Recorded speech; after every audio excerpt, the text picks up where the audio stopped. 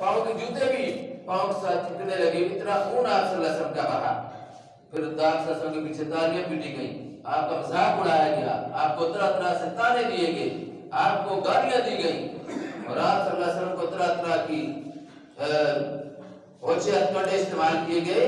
تو اس سب کے جواب میں اللہ تعالیٰ نے یہ بات فرمائی کہ ان لوگوں سے گھبرانے کی تو کوئی ضرورت ہے ہی نہیں ہے، میں آپ پر رحمت نازل کر رہا ہوں، میں آپ پر برکتیں نازل کر رہا ہوں۔ ان اللہ و ملائکتہ یصلون علی النبی، بے شک اللہ اور اس کے فرشتے نبی کریم صلی اللہ علیہ وسلم پر رحمتیں نازل کرتے ہیں، درود پڑھتے ہیں۔ یا ایھا الذین آمنوا صلوا علیہ وسلموا تسلیما، ایمان والو تم بھی نبی کریم صلی اللہ علیہ وسلم پر درود و سلام بھیجو۔ مجلس لگی ہوئی ہو تو درود پڑھنا چاہیے، سب صلی اللہ علیہ وآلہ وسلم، صلی اللہ علیہ وآلہ وسلم۔ درود پڑھنے کے فیض و برکات کتنے ہیں، اس کے فائدے کتنے ہیں، اس کی فضیلت کتنی ہے، یہ بھی آپ کو بتایا جائے گا، اور اس کے نہ پڑھنے کے نقصانات کتنے ہیں، اس کے نہ پڑھنے کے خسارے کتنے ہیں، یہ بھی بتایا جائے گا۔ تو حضور صلی اللہ علیہ وسلم پر اللہ تعالیٰ کے فرشتے، جو اللہ کے فرشتے ہیں، وہ دن رات آپ صلی اللہ علیہ وسلم کے مشن کی کامیابی کے لیے دعائیں کر رہے ہیں، وہ دن رات آپ صلی اللہ علیہ وسلم کے لیے دعائیں کر رہے ہیں۔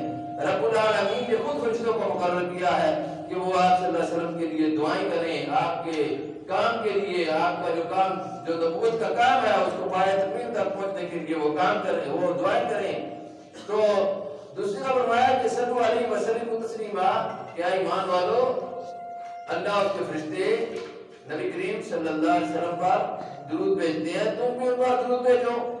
تو فرمایا کہ اس کا مطلب یہ ہے کہ لوگوں جن کو محمد رسول اللہ صلی اللہ علیہ وسلم کے براہ راست ان کے ذریعے ایمان کی دولت نصیب ہوئی ہے، تم ان کی قدر پہچانو، ان کی قدر کرو، اور ان کے احسان عظیم کا حق ادا کرو کہ جہالت کی تاریکیوں سے، کفر کی تاریکیوں سے، شرک کی تاریکیوں سے، بدعات کی تاریکیوں سے تم کو نکال کر وہ سیدھے راستے کی طرف لے کر آئے، ورنہ تم تو ظلم و ستم کے دور میں ٹھوکریں کھا رہے تھے، کفر و شرک کے اندھیروں میں ٹھوکریں کھا رہے تھے، بھٹک رہے تھے، گمراہ ہو رہے تھے، تم کو انہوں نے سیدھا راستہ دکھایا، تمہارے سامنے اسلام کی روشنی پیش کی، اور پھر تم اخلاق کی پستیوں میں گرے ہوئے تھے، اس شخص نے تمہیں اٹھایا اور اٹھا کر اس قابل بنایا کہ مقصود خلائق بنے ہوئے ہو، اور تم وحشت اور حیوانیت میں مبتلا تھے، اس نے تم کو اٹھایا اور بہترین انسانیت سے راستہ کیا۔ بہرحال حضور صلی اللہ علیہ وسلم نے جو کام کیا وہ نہ پہلے کوئی کر سکا، نہ اس کے بعد کوئی کر سکا، نہ کوئی کر سکے گا۔ آپ صلی اللہ علیہ وسلم کے احسانات کا بدلہ نہیں چکا سکتے، لیکن کیا طریقہ کار ہے؟ بہترین طریقہ یہ کہ ہم ان پر زیادہ سے زیادہ درود پڑھیں، زیادہ سے زیادہ درود پڑھیں۔ حضور صلی اللہ علیہ وسلم پر درود پڑھنے کا کتنا بڑا اجر و ثواب ہے۔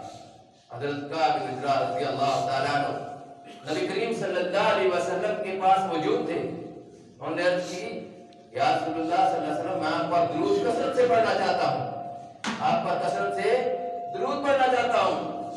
آپ صلی اللہ علیہ وسلم آیا کہ انہوں نے کہا کہ میں کتنا پڑھوں؟ آپ سمجھے کہ جتنی آپ کی مرضی ہے پڑھو، جتنی مرضی ہے پڑھو۔ انہوں نے کہا کہ میں چوتھائی حصہ درود پڑھ لیا کروں، باقی اپنے اوراد و ظاہر کر لیا کروں، دعائیں کر لیا کروں۔ آپ صلی اللہ علیہ وسلم آیا کہ آپ کی مرضی، جتنا مرضی پڑھو کرو، ان کو چھوڑ پڑھا دو تو یہ تمہارے لیے بہتر ہے۔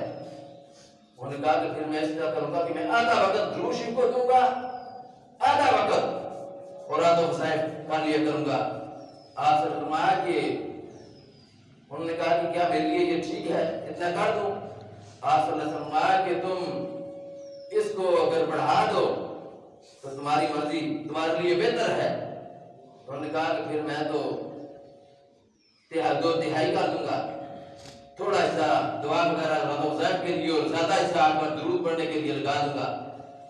آپ صلی اللہ علیہ وسلم فرمایا کہ اگر بڑھا دو تو تمہاری مرضی۔ انہوں نے کہا کہ اتنا کافی ہے، آپ نے فرمایا کہ اگر بڑھا دو تو تمہاری مرضی، لیکن اتنا درود پڑھ رہے ہو، اگر اس کو بڑھا دو تو تمہاری۔ انہوں نے کہا کہ پھر یا رسول اللہ، میں اپنا سارا اوقات، اپنا سارا وقت درود شریف پڑھنے میں لگا دوں گا، اپنا سارا وقت درود پڑھنے میں لگا دوں گا۔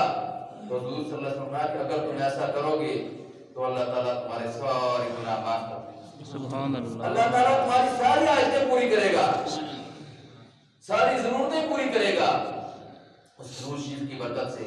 اور درود شریف کی برکت کے بے شمار اس کے فائدے مختلف جگہ لکھے ہوئے ہیں اور حدیث کی کتابوں میں یہ موجود ہے۔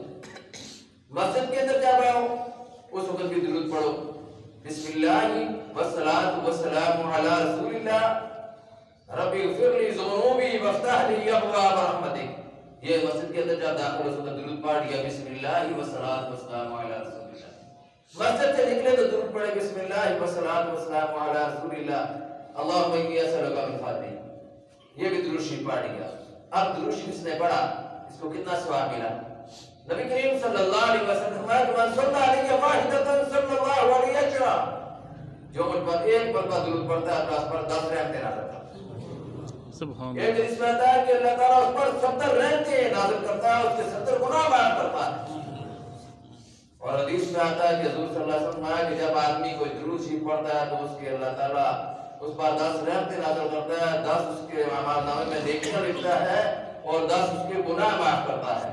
یعنی اللہ کی رحمتیں آنے کا سلسلہ بھی شروع ہو جاتا ہے۔ یہ فرشتہ اپنا کام کرنا شروع کر دیتا ہے کہ یہ 10 نیکیاں اس کے نامہ اعمال میں درج کرنے شروع کر دیتا ہے۔ یہ فرشتہ بھی مصروف ہو جاتا ہے اس وقت اور یہ اس کے گناہ کاٹنے شروع کر دیتا ہے، گناہ کو ختم کرنا شروع کرتا ہے، اس کے 10 گناہ اس کے نکال دیتا ہے اس کے نامہ اعمال میں سے۔ تو کتنا بڑا اجر و ثواب ہوا، کتنا بڑا اجر و ثواب ہوا۔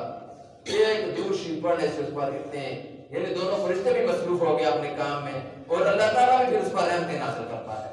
10 رحمتیں اللہ نازل کرتا ہے، 10 گناہ جب معاف کرتا ہے اللہ پاک، وہ فرشتے جو گناہوں کو لکھنے والے ہیں وہ گناہوں کو مٹانا شروع کر دیتے ہیں۔ تو اللہ تعالیٰ کا یہ بہت بڑا انعام ہے۔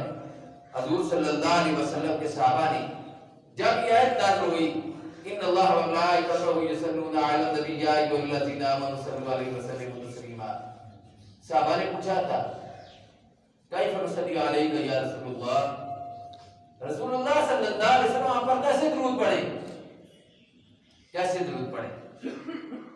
آپ صلی اللہ علیہ وسلم کیا فرمایا؟ صلو اللہم صلی علی محمد وعلی آل محمد کما صلیت علی ابراہیم وعلی آل ابراہیم انک حمید مجید، اللہم بارک علی محمد وعلی آل محمد کما بارکت علی ابراہیم وعلی آل ابراہیم انک حمید مجید۔ یہ حضور صلی اللہ علیہ وسلم نے صحابہ کو بتایا تھا، بخاری اور مسلم کی حدیث ہے کہ یہ درود پڑھو۔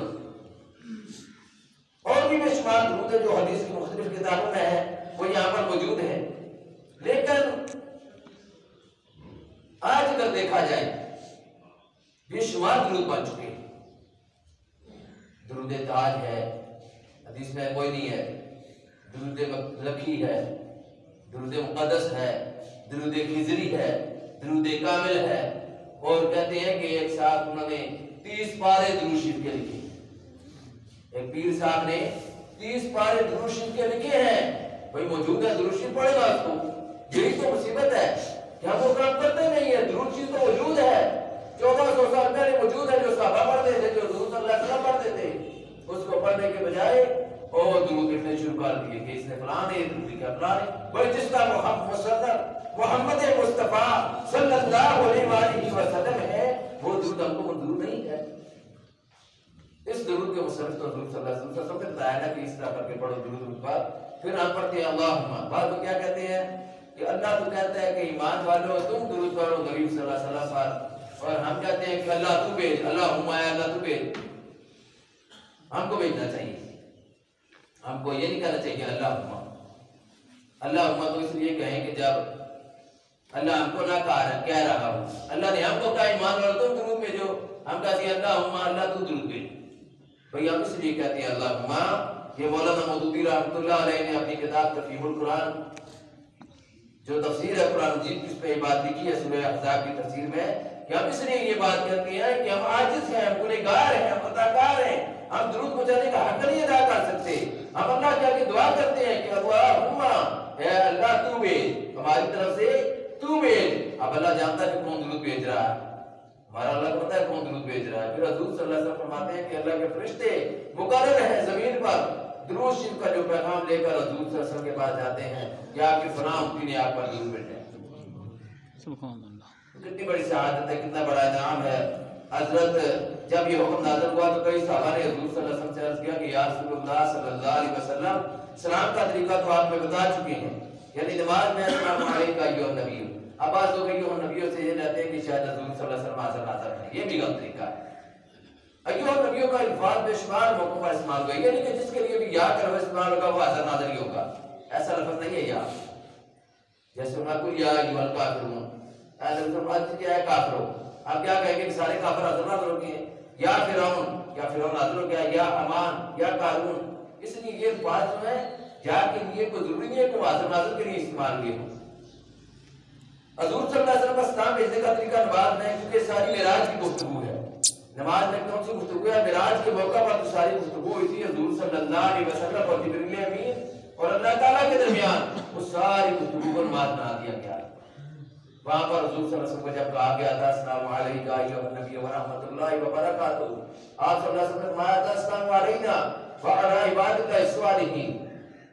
انہوں نے کہا تھا کہ اے نبی آپ پر اللہ کی رحمتیں ہوں، آپ پر درود ہو، السلام علیکم ایھا النبی ورحمۃ اللہ وبرکاتہ، اللہ کی رحمتیں اور برکتیں ہو۔ تو حضور نے کیا فرمایا تھا السلام علینا، سلامتی ہو ہم پر، وعلی عبادک الصالحین، اور اللہ کے نیک بندوں پر۔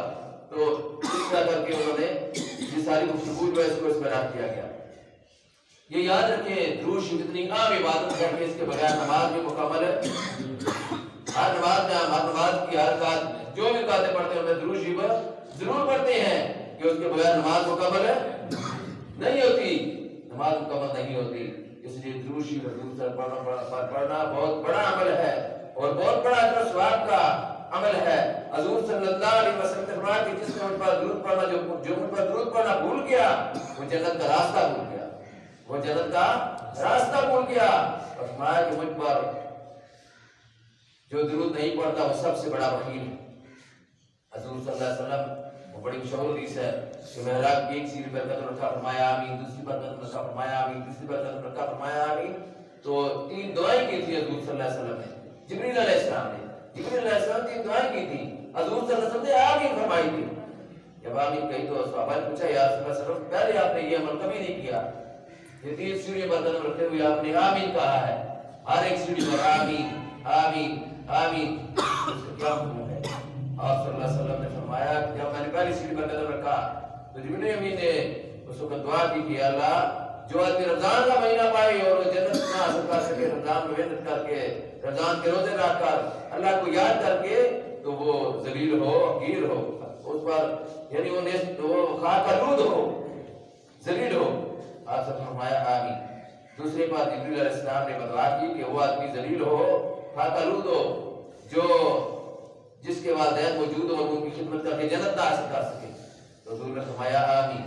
تیسری بار قدم رکھا تو جبریل امین نے کہا کہ وہ آدمی ذلیل و خاکالود ہو جس کے سامنے آپ کا نام لیا جائے اور وہ آپ پر درود نہ پڑے۔ تو جبریل امین نے جب یہ بات کی تو آپ صلی اللہ علیہ وسلم فرمایا آمین، یعنی وہ آدمی ذلیل ہو جس کے سامنے حضور کا نام لیا جائے تو درود نہ پڑے۔